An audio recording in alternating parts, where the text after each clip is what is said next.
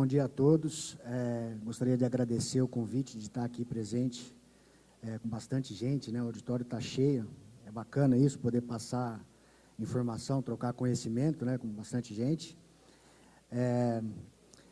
Cara, eu acho que é aquele ditado antigo, né? Tudo vem pela boca da vaca e não tem como, né? Você fazer de uma maneira diferente. Eu acho que o que foi proposto para mim aqui foi mostrar o que a gente lá da Fazenda São José fez para que a gente saísse de uma produção a partir do ano de 2019, foi o ano que eu entrei na Fazenda, e até agora, como que nós estamos em 2026, né? Qual foi o impacto da nutrição nisso, nos índices de reprodução? Eu dividi a palestra começando para falar aqui um pouquinho da Fazenda, depois falar um pouquinho da nutrição da Fazenda, quais foram as alternativas que a gente está tentando melhorar, né? Não vou falar que a gente já fez e melhorou, a gente está começando a melhorar. Algumas coisas que a gente colocou na reprodução aplicada e depois a evolução da Fazenda em números. É uma apresentação bem prática, tá? Eu sou veterinário, eu sou coordenador técnico na Fazenda, né? Da parte de veterinários lá, nós somos em 6 veterinários lá, e eu coordeno toda essa rapaziada. A Fazenda hoje, ela está localizada em Itapiratiba, no estado de São Paulo. Hoje nós temos 15 freestall, nós são 30 lotes em lactação. Desses 15 freestall, são 3 túneis de vento, onde a gente mantém o nosso lote de transição pós-parto dentro do túnel de vento, novilhas num barracão, vacas em outro. São 10 compost barn, né, onde a gente faz 100% da nossa recria e a maternidade. Nós temos o laticínio próprio, ok? Nós temos 3 ordenhas. Quando eu digo 3 ordenhas, para nós envasarmos leite A, nós optamos por ter a ordenha de hospital separada e a ordenha da maternidade separada, então são 3 postos de coleta de leite, tá? E a gente tem as salas de interbanho, que nada mais são salas de resfriamento paralelos às salas de espera da ordenha, ficam do lado dos lotes de leite, né, os lotes dos barracões, para que a gente possa dar interbanhos entre as ordenhas. A gente leva as vacas para serem banhadas, porque lá nós sofremos muito com umidade, com calor, então foi uma das estratégias que a gente colocou na fazenda. Bom, vamos lá. Nós temos o laticínio próprio, como eu disse, então a gente consegue verticalizar toda a nossa produção, né? Hoje nós invasamos para o leite A aproximadamente 70%, 75% da nossa produção, né? Onde esse leite ele vai desde o A2, do integral comum, do semidesnatado e do zero lactose. E temos os subprodutos do laticínio, onde a gente desvia 25% da nossa produção para manteiga, iogurte, frescal, ricota e até parmesão. Então, nós pulamos uma etapa de toda a cadeia, verticalizando tudo. Bom, o objetivo aqui foi eu trazer os dados da Fazenda para mostrar desde produtores, para pequenos produtores, médios e grandes produtores, e para técnicos aqui, que é possível, através da estratégia certa, das tomadas de decisões corretas e de parcerias corretas, você alcançar o máximo de produtividade. O ponto maior é que, quando falaram de integração, eu falei assim, como é possível passar isso para vocês, de o que aconteceu na fazenda de uma maneira sendo veterinário? Eu estava conversando com o pessoal ali agora no podcast, e a gente estava falando que qual era o ponto mais importante da Fazenda São José, que foi que ela percebeu que realmente estava faltando para a fazenda e que precisava evoluir os números. A minha resposta foi que eu comecei a ter mais reuniões frequentes com a parte agrícola da fazenda.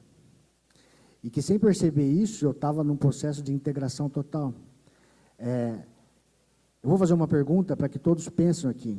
De toda a parte agrícola, técnico, agrônomo, enfim, que esteja envolvido com qualidade do solo, quantos de vocês se preocupam, envolvidos com produção de comida para vaca, se preocupam realmente com índices zootécnicos, como taxa de prenhez, taxa de concepção ou taxa de serviço? Porque, na verdade, isso tudo só acontece se vocês entregarem um produto bom para a vaca comer. E a mesma coisa eu pergunto ao inverso, os técnicos veterinários ou tecnistas que aferem índices e que estão envolvidos no operacional da reprodução de vaca de leite. O quanto de vocês se preocupam como está sendo produzida a comida da vaca que vocês estão colocando para ela comer. Não é nutrição, eu não estou falando de dieta. O nosso nutricionista, os nutricionistas aqui sabem disso. Os nutricionistas, na verdade, eles dançam conforme a música é colocada. Tem uns que tem que dançar mais rápido, tem uns que tem que dançar mais lento. Mas a silagem de qualidade, a comida de qualidade, ele não manda nisso. Isso quem entrega é a parte agrícola, né? Então, se você errar nessa estratégia, você errou todo o processo. Então, o grande passo nosso lá foi eu entender essa parte. Eu não entendo da parte agrícola, eu aprendo a cada dia, cada semana que passa eu aprendo mais, de me realmente importar que passar ultrassom na vaca e ter números importantes de reprodução é legal, mas o mais legal ainda é eu aprender o que a vaca está comendo e como que está sendo feito. E trazer o cara, o responsável da parte agrícola, para cima e falar assim, cara, esses são os números, eu preciso que a matéria seca do silo não varie tanto e seja assim, eu preciso que produza tanto, que a produção por alqueire ou por hectare seja tanto, que o KPS do meu silo seja tanto, eu preciso que você me ajude nessa produção. O nosso nutricionista, ele vai tentar arrumar o máximo, mas você tem que dar o seu máximo para chegar ao negócio aqui. A partir do momento que a gente fez isso, se vocês pensaram num sinônimo disso, chama integração, a fazenda começou a perceber que realmente é possível melhorar os números. Em 2019, quando eu entrei na fazenda, a gente estava com 1.700 vacas em lactação, uma produção média em litros, 28 litros por vaca, partos por mês aproximadamente 150, fêmeas na recria de 1.700. Para quem mexe com reprodução, a taxa de prenhez na época dessa vaca, nessa época da fazenda, era 10% de taxa de prenhez. Essas 1.700 fêmeas, para quem quiser fazer conta e não bater muito, tem muito aí que é produto de embrião, de FIV, porque eles não conseguiam emprenhar a vaca, então eles faziam a parte de produção de embrião por fora para tentar manter o rebanho. A fazenda, ela ia literalmente a fechar as portas, porque a fazenda é extremamente muito grande e nessa produtividade a conta não fechava. Foi quando a gente entrou com o objetivo de realmente mudar o jogo. Para o que vocês precisam para realmente o negócio acontecer. E por isso que me chamaram para cá, porque além dos números do crescimento da fazenda, que a história é muito bonita, é o processo de integração. A gente começou a integrar a lavoura, a prenhez da vaca e a produção de leite no final, e o que era que a gente entregava na mesa do consumidor. Em 2026, esse número eu peguei antes de vir para cá, 2.700 vacas em lactação, 42 litros de média, 350 partos por mês, 4.000 fêmeas na recria, e disso aí tudo saiu o business de engordar o macho. Então, a gente recria 100% dos nossos machos até o abate. Hoje nós estamos abatendo por volta de 50 animais por mês, por volta de 18 meses, 16 a 18 meses, e queiram vocês saber, existe briga para comprar o boi holandês, tá? É um boi de exportação, uma carne mais magra, então tem um interesse da China muito grande em cima, então tem briga de 3 frigoríficos grandes para comprar esses machos. A gente não faz beef on dare, já me perguntaram isso nessa conversa anterior à minha palestra, a gente não faz o beef on dare porque a gente está ainda em crescimento, então o projeto do beef on dare vai ficar posteriormente para depois. Mas a gente termina esses machos no confinamento próprio da fazenda, tá ok? O projeto para a fazenda é de 3.000 vacas em lactação, quero chegar em 3.100 e depois voltar para 3.000 vacas em lactação. Então percebam que é possível o resultado final quando você começa a se preocupar com o processo como um todo. E para os veterinários presentes, não só com reprodução. A pergunta que todo mundo quer fazer é que todo mundo me faz, né? Como que a fazenda saiu de 46.000 litros, era em 2018 para 2019, para hoje está produzindo 115.000 litros por dia? O primeiro passo foi entender a nutrição das vacas. É lógico, é uma coisa que é junto, né? Nós vamos fazendo a reprodução junto com as coisas que foram melhorando. Depois eu vou mostrar algumas estratégias de reprodução para os veterinários que estão aqui. Mas nós fomos melhorando a cada dia e fomos unindo as informações da parte agrícola com a parte zootécnica da fazenda. E, voltado para isso, da nutrição da fazenda, a gente nomeou 4 pilares fundamentais, que era o que eu alinho e aprendo. Volto a dizer, não é minha área, então, tecnicamente, não posso responder muito por isso, mas aprendo todo dia. De processo de produção e ensilagem, culturas que tinha na fazenda e que tinham que ser mudadas, os subprodutos que colocavam-se na dieta, já associando o nosso nutricionista com isso, e começar a ter realmente um custo em mãos palpável, uma eficiência alimentar dos animais para aquilo tudo que estava sendo produzido. É uma coisa bem prática, uma coisa bem básica, né? Mas a fazenda, lembre-se vocês que ela estava totalmente desacreditada com o decorrer do tempo, né? A fazenda estava produzindo muito baixa, uma produtividade muito baixa por vaca.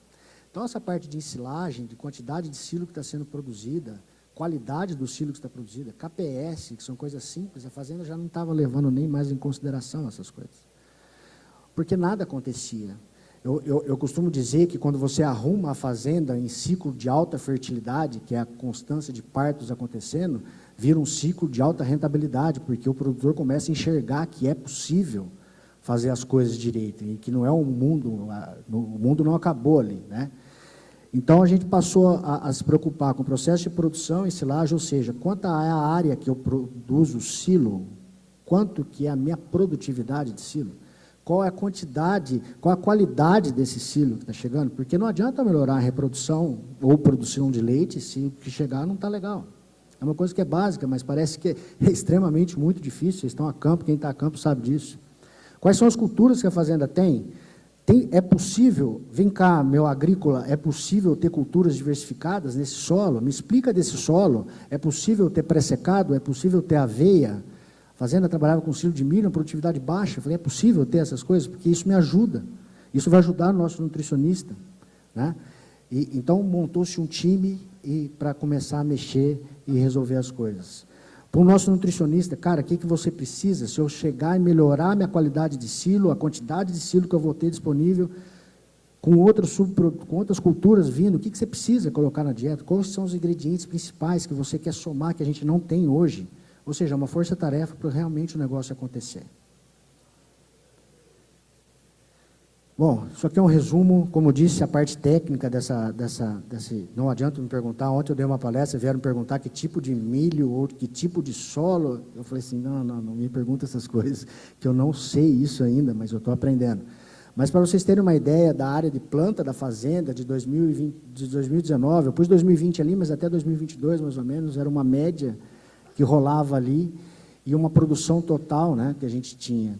E depois desses acordos feitos com a parte agrícola, qual era, para onde a gente foi de produtividade e qual foi a nossa qualidade em relação ao KPS, né? Agora percebam que não é nada muito bom isso, né? Para quem mexe com qualidade de silo, quem mexe com silagem, que eu acho que a maioria de vocês aqui sabe, vê isso aí e fala assim, cara, não é um bom silo, é um silo médio, né? Assim, não é... Só que a gente está buscando melhorar cada vez mais isso, você entende? O que vale, que a gente está falando de 51 mil toneladas de silo produzida, mudar isso não é um negócio extremamente fácil da noite para o vinho. Não tem como você chegar e falar assim, cara, eu vou mudar isso e a qualidade do silo vai ser outra, né? Eu tive várias orientações aqui, em 1 hora de conversa ontem, de altura de corte e cultura, e, porra, bacana demais, isso só me influencia cada vez mais, falar assim, cara, ainda posso melhorar mais ainda. Mas o ponto é mostrar que quando a gente começou a conversar, puxar a parte agrícola para dentro da parte de produtividade, produto final, o leite que nós vamos entregar, o negócio começou a mudar. A ideia é mostrar que o perfil muda. Tá? Olha como era antes e como é que foi a parte agrícola se interessando para o negócio e começou a mudar. A gente colocou mais culturas, plantamos aveia, começamos a produzir pré-secado, começamos a ideia, queiram vocês perceber ou não, que uma fazenda daquele tamanho não usava inoculante nem barreira de oxigênio para silo, porque eles não acreditavam que teria função de alguma coisa.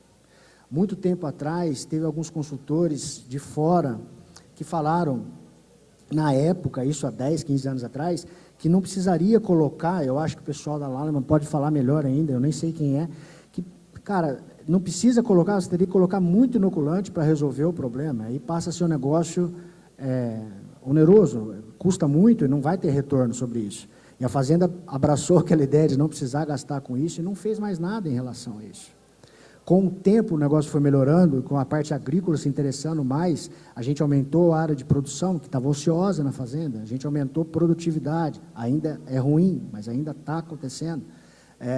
Colocamos inoculantes pela primeira vez de 2023 para cá, foi a primeira vez que nós colocamos inoculantes, não pensem vocês que foi um negócio fácil, Porque para o grupo, é um grupo que é o dono da fazenda, a gente tem que mostrar retorno sobre investimento, sobre qualquer coisa. Se eu vou abrir uma agulha que é rosa, eu tenho que mostrar que a agulha rosa vai voltar X, senão eles não aceitam. Então, percebam que o quadro, na verdade, é para vocês perceberem quais foram as pequenas mudanças, que tem muitas mudanças para acontecerem, mas as pequenas mudanças para eu convencer o meu cliente que era possível, que é possível mudar. Pequenos passos, mas é possível o negócio acontecer, dentro de uma realidade de 51 mil toneladas, ok? O resumo, então, seria, olha lá para você ver como vai passando, de 38 mil toneladas para 51 mil, produtividade aumentou um pouquinho, ainda está abaixo do que a gente quer, o KPS não está bom, mas melhorou muito, 10% numa silagem de 51 mil toneladas é muita coisa, quem mexe com silo sabe disso. Então, assim, é possível. Mas isso só foi possível porque eu chamei o pessoal da agrícola e falei assim, cara, vocês precisam saber o que nós estamos produzindo, vocês precisam saber o que está acontecendo. Volto a perguntar para vocês, se interessem por taxa de prenhez, quem é da agrícola, e quem não é da agrícola, que for da taxa de prenhez, se preocupam lá atrás, porque só vai acontecer se chegar um negócio bom para a vaca, né? E depois a gente começou a trabalhar com a barreira de inoculantes, a barreira de oxigênio. A barreira de oxigênio, todo mundo pensa... eu vou mostrar aqui que a barreira de oxigênio e os inoculantes, ele serve para perdas, né? Eu acho que o ponto principal é perda, né? Para o cliente, o cara perde menos e tal. Pô, isso é fato, né? Eu acho que a parte técnica, a gente estava discutindo isso ontem também, que a parte técnica, ela passa a ser uma premissa de entrada, né? Todo mundo sabe disso, né? Mas o que mais? Onde o meu cliente vai ganhar dinheiro? Lá não é diferente, né? Eu tive que mostrar tudo isso aí, né? Só uma foto do que a gente criou, né? Pré-secado e sorgo como culturas paralelas, né? São silos de superfície e as nossas trincheiras. Nós temos 3 silos de capacidade ali de 10 mil toneladas e mais 2 de 8 mil toneladas. A capacidade da fazenda é 50 mil toneladas de comida, né? Para a vaca de leite, né? Então, ficou alinhado, de uma maneira geral, que a nossa parte agrícola tinha que entregar o melhor produto, porque eles têm isso como objetivo. Isso aqui, eles aprenderam, como eu estou aprendendo sobre solo, sobre qualidade do solo, a importância da semente, da altura do corte, etc., etc., que é uma coisa que não é da minha parte técnica, eles também estão aprendendo a importância de a maior produtividade, a maior qualidade da silagem, por causar uma maior digestibilidade, um maior consumo de matéria seca, maior eficiência alimentar, maior produção de leite e melhora a minha fertilidade. E para isso eu forneço os números, para eles estarem acompanhando, para ver realmente como é esse sistema integrado, como eu dependo deles efetivamente para fazer o negócio acontecer.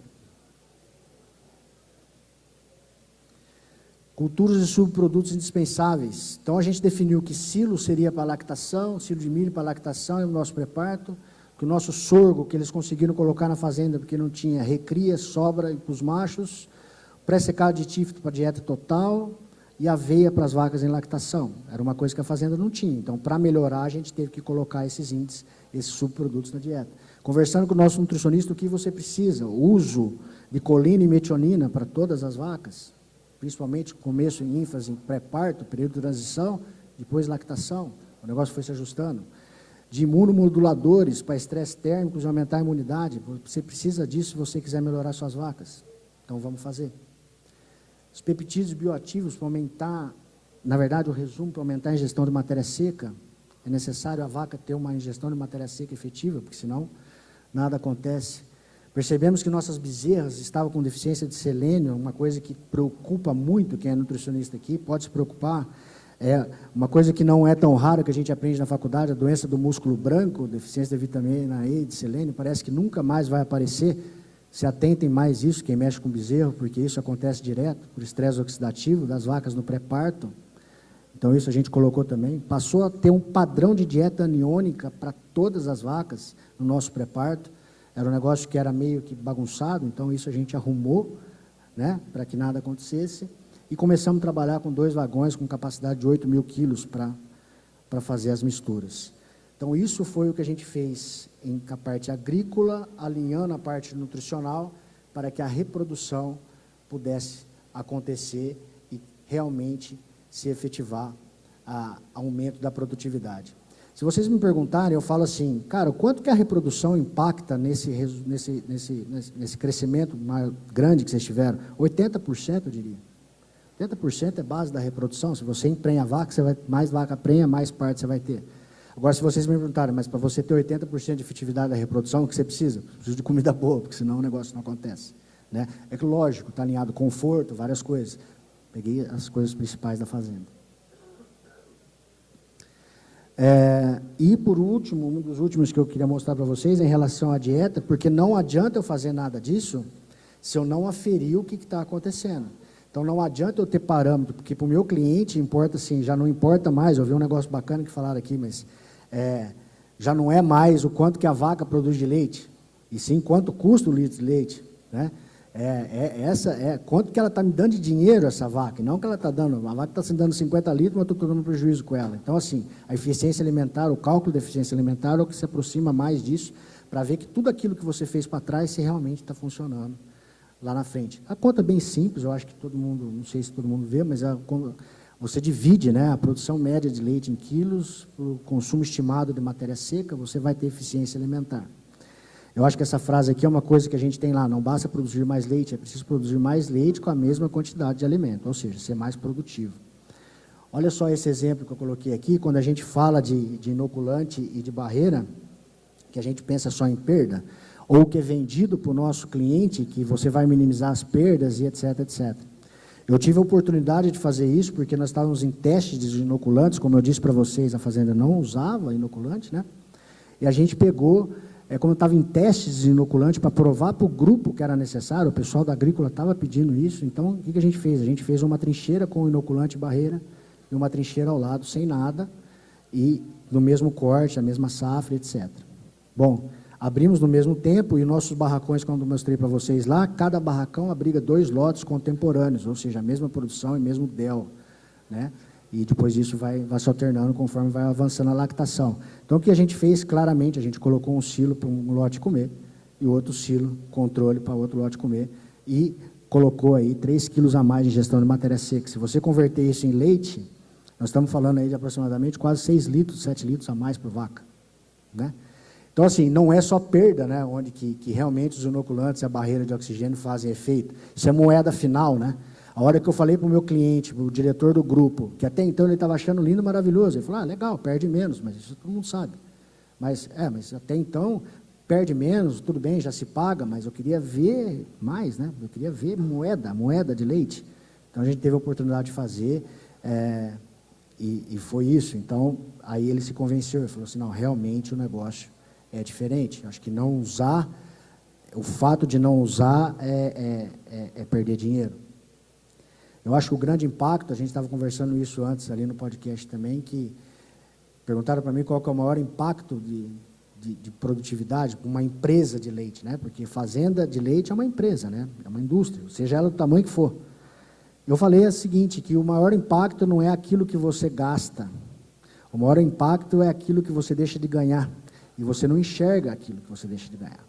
Se eu perguntar para qualquer coisa para vocês aqui, vocês devem estar se perguntando assim de imediato, para quem não tem muito conhecimento, mas quanto custa o inoculante, né? Mas é caro tanto esse inoculante, essa barreira encarece tanto o processo assim? E nunca a pergunta vem, o raciocínio vem, mas o quanto que eu vou ganhar se eu usar? E com o produtor de leite lá, pelo menos para nós não foi diferente, mas está aí o ganho que a gente teve, então isso aí, para nós, viabilizou todo o processo e mostrou realmente que a agrícola estava certa.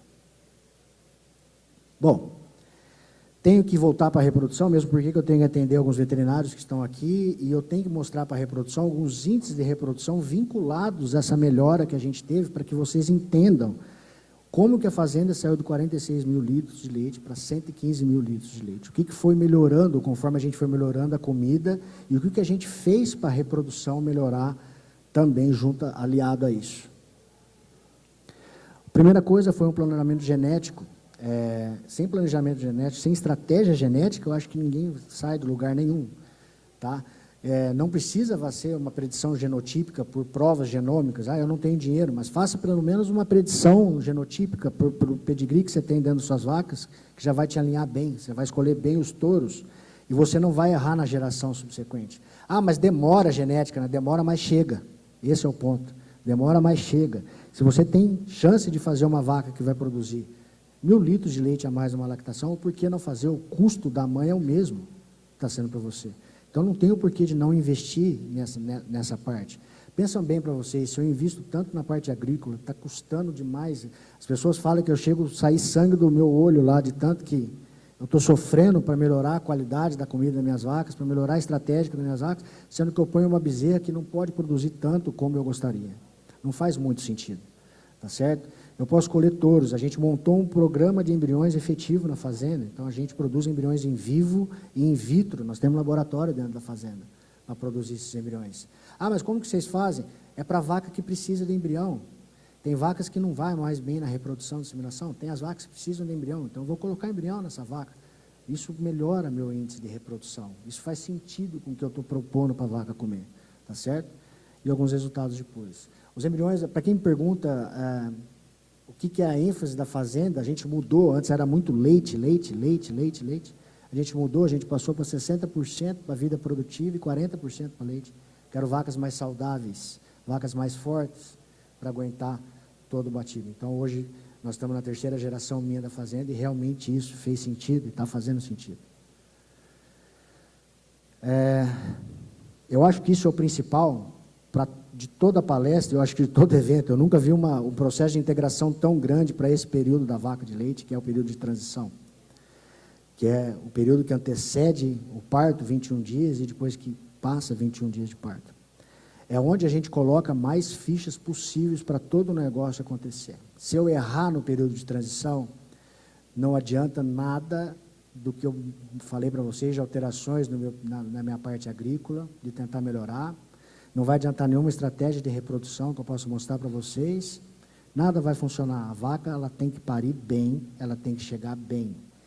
Tá certo? Isso é uma conta que a gente fez na fazenda, que eu investindo $80 por vaca, por 42 dias, isso envolve bolos de cálcio para prevenir hipocalcemia subclínica, drenche de consumo espontâneo, uso de anti-inflamatórios como protocolo pós-parto para tirar a dor, período de secagem, porque se eu quero emprenhar minha vaca o mais rápido possível, eu tenho que tomar cuidado no momento que eu vou secar essa vaca, para que ela não sofra esse processo, esse período, e que ela volte bem para a próxima lactação. Se eu quero crescer o meu rebanho em produtividade, é nisso que eu tenho que pensar.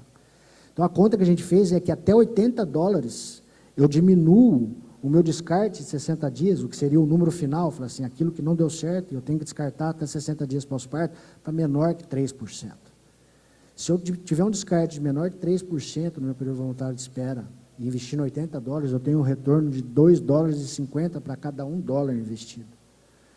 De novo, o que quebra a fazenda não é aquilo que a gente gasta, e sim aquilo que a gente deixa de ganhar. Okay? A partir do momento que a gente começou a fazer isso, a gente viu que realmente o negócio poderia virar. Como estratégia da reprodução para os veterinários aí presentes, mas eu acho que para todo mundo serve, para ver a importância que é a comida, maximizar a fertilidade é o primeiro serviço da vaca. Essa é uma correlação da fazenda, onde a gente pegou lá alguns números que todo mundo tem, alguns índices zootécnicos, e fez uma correlação com produtividade.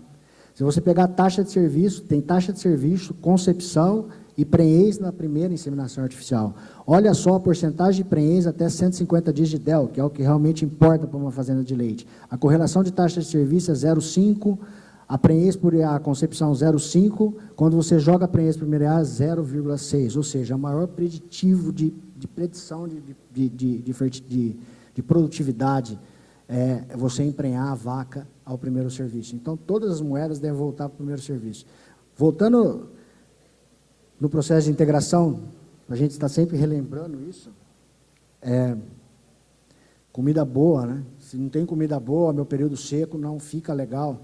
Se meu período seco não é legal, eu já não tenho uma transição bacana. E se eu não tenho uma transição bacana, a minha fertilidade ao primeiro serviço vai estar comprometida. E o negócio não vira. O ciclo de alta fertilidade eu dependo de tudo.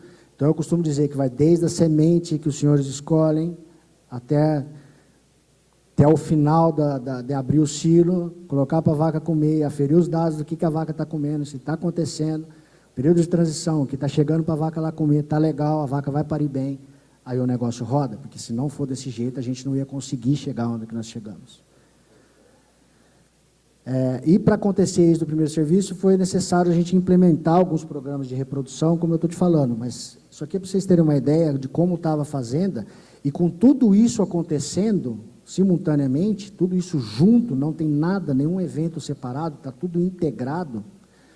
Veja bem para você ver de onde a gente saiu. A taxa de serviço é o escuro, né? A gente saiu de 40% de taxa de serviço para 62% de taxa de serviço. Percebam que não tem números nada exorbitantes, nada números, nossa, caramba, o cara, né? Números bem básicos e bem reais. A taxa de concepção da fazenda saiu de 25% para 38%. A taxa de preenche era de 10%, que nem eu disse para vocês no começo, e foi para 24%. E esse é um número que fala por que a produtividade aumentou tanto, começou a emprenhar mais vaca. Agora eu pergunto para vocês, é só por estratégia de reprodução? Vocês acham que existe um protocolo milagroso, de protocolo de reprodução de ATF, que eu vou lá, faço assim e as vacas começam a emprenhar mais? Não, isso só começou a acontecer se vocês verem uma escada crescente, né? Conforme eu fui melhorando a comida das vacas, a galera toda foi se importando, o time da fazenda foi se realmente fechando, falou assim, cara, faz parte, desde a parte agrícola até o final, até o invaso do leite. Para aumentar a taxa de serviço, algumas decisões, lembra que eu falei para vocês que em 2018, eu entrei na fazenda, de 2018 para 2019, em 2019 eu coloquei 100% um protocolo de ATF para rodar. Simultaneamente, a gente estava buscando as alterações na parte agrícola. Então, 100% do protocolo de ATF, as concepções elas foram aumentando, mas percebam que eu precisava emprenhar a vaca, né? Estava muito ruim, então a gente manteve somente um programa, então a taxa de concepção ela se manteve, né? A taxa de serviço ela se manteve, sem muitas alterações, e a partir de 2024, com a taxa de concepção, com a taxa de serviço já está estável, a gente começou a ter mais ajustes, que aí são os ajustes finos, junto com a agrícola, são as culturas começaram a entrar e facilitar os negócios para a gente. Então, a taxa de serviço começou a aumentar, e como estratégia, a gente colocou inseminar as vacas mais cedo, com diagnósticos precoces mais intensos, e diminuir o intervalo entre as inseminações, e isso elevou a taxa de serviço da fazenda para 62%. Aí, falando da concepção, olha a importância de tudo que estava acontecendo na dieta, na concepção. Se vocês me perguntarem, mas existe alguma coisa em protocolo, em manejo? Não, é o tradicional que todo mundo faz, não mudei nada na fazenda. Inclusive, para quem está se perguntando, a gente não comprou nenhuma vaca, tá? A gente não compra e não vende nada, as vacas são as mesmas, a equipe é a mesma, é tudo mesmo, tá? O que mudou realmente foi as estratégias, tá? Então, você vê a concepção, é uma coisa bem nítida, né? Se você pegar ali primíparas, concepção ao primeiro serviço, né? De 30, a gente saiu para 55, lembrando que 55% com semi-sexado. As multíparas, que é uma dor de cabeça para todo mundo, de 24% para 42% em 2026, com todas as melhoras que a gente começou a colocar na fazenda. Tudo bem que para os veterinários aí, como estratégia para aumentar a fertilidade do primeiro serviço, a partir de 2023 a gente começou a usar o duplo E5, que seria as pré-sincronizações. Ou seja, hoje eu posso usar uma pré-sincronização porque para a vaca chegar melhor ao protocolo de ATF, o negócio vai funcionar melhor.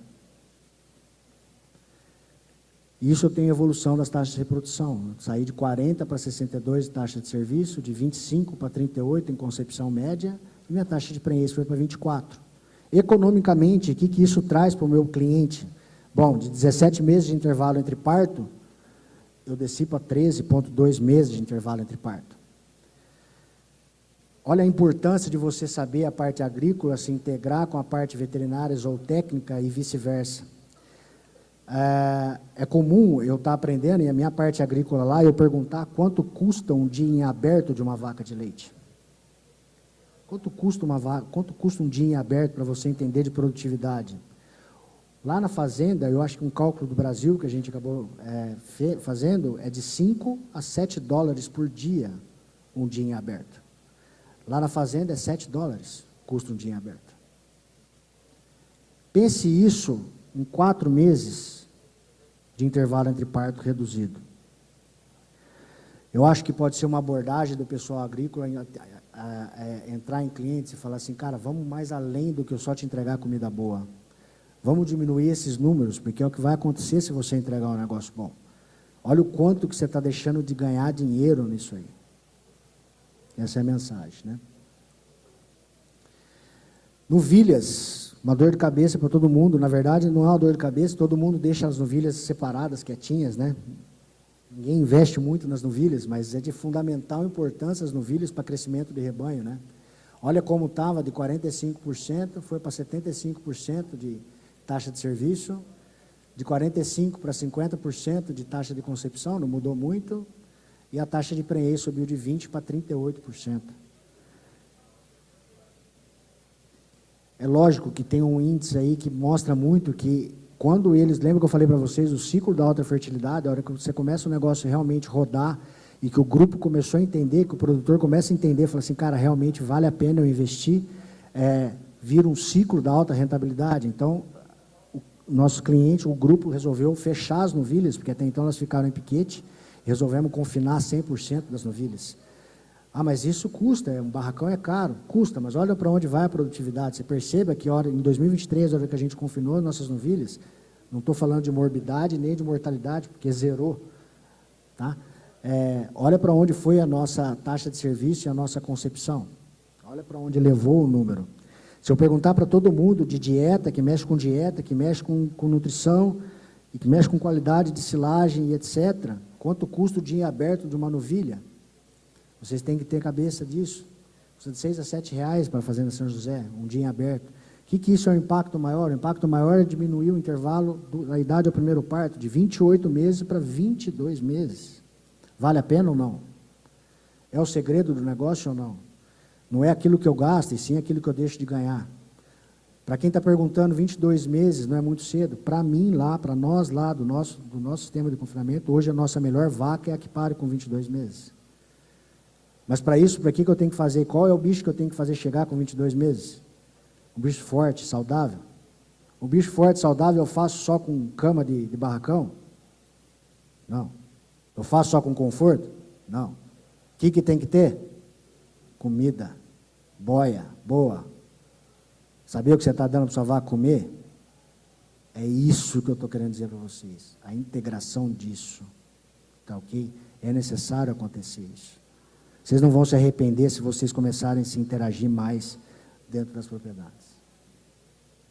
Evolução geral, estou acabando, eu não sei quanto tempo falta. Quem quer me ajudar com o tempo? 5 minutos? Então dá tempo. Evolução geral da fazenda e produção de leite. Olha que bacana isso, como o negócio acontece. É o resumo de tudo. Ó. Taxa de prenhez de novilhas e vacas, desde 2018 para 2026. Acompanha lá a taxa de prenhez 38%, taxa de prenhez de vaca de 24%. Idade ao primeiro parto das minhas novilhas de 28 para 22. Intervalo entre partos de 17 a 13. O que isso trouxe em produtividade? Em vermelho, produção média por vaca, de 28 eu pulei para 42. E número de vacas em lactação de 1.700 para 2.900, vamos bater agora em setembro. Com o mesmo rebanho. Com o mesmo rebanho. Sem fazer mágica, sem nada muito. Olha a produção total de dia, saímos de 47 mil litros de leite para 115 mil litros de leite. Então, o que eu queria mostrar para vocês é que realmente, se a gente conseguir integrar, que foi o que a Fazenda São José fez, dados de produtividade, desde a semente até o litro final, o negócio pode acontecer, é extremamente possível. Isso é um resumo geral, para vocês terem uma ideia, que a gente não consegue ser negativo abaixo de 50%. Então, assim, taxa de serviço de 40 para 62, concepção de primípara de 30 para 55, concepção de multípara de 24 para 42, geral de vacas de 25 para 38, taxa de prenhez de 10 para 24, intervalo entre parto de 17 para 13, taxa de serviço de novilha de 45 para 75, concepção de 45 para 64, concepção geral de 45 para 50, e idade ao primeiro parto, que é o principal, de 28 meses para 22. Traz a produtividade de 1.700 vacas para 2.900, e uma diferença de 45 mil litros para 115 mil litros em 7 anos. Vocês percebam que eu não falei nada de novo aqui. Não falei nada de mágico, nada de mirabolante que a gente fez lá. Às vezes as pessoas me encontram e falam assim, esse cara deve saber um protocolo que... Não. Se vocês perceberem lá, a fertilidade das vacas não é boa. A taxa de prenhez, ela é uma taxa de prenhez média, ela não é uma taxa de prenhez muito alta. E a produtividade das vacas também não é nada muito aquém do que a gente está acostumado a ver por aí. É bem comum. O que mudou foram as estratégias e integrar todos os setores da fazenda. A fazenda de leite é uma indústria. Se não integrar um setor com o outro, não funciona. Agradecimento à minha equipe, que sem eles, isso aí são a parte técnica, essa de Rosa, minha esposa, e os outros são veterinários, passaram por um processo de trainee, hoje cada um está responsável por um setor. Sem eles, nada disso seria possível. Eles estão representando todos os nossos colaboradores, que no leite são 110 pessoas, que a gente coordena só para produzir leite, fora a parte agrícola. Tá ok? Deixo meu muito obrigado para vocês todos. Espero ter correspondido às expectativas de vocês. Obrigado.